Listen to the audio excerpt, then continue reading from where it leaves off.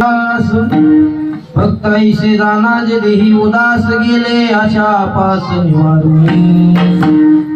विषय तो त्यांचा झाला नारायण नावडी जन माता पिता निर्वाणी गोविंद असे मागे पुढे निर्वाणी गोविंद असे मागे पुढे काहीच साकडे पडून दी विषय तो त्यांचा झाला नारायण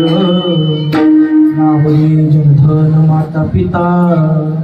तुका म्हणे सत्य कर्मा व्हावे साह्य तुका म्हणे सत्य कर्मा व्हावे साह्य घातरिया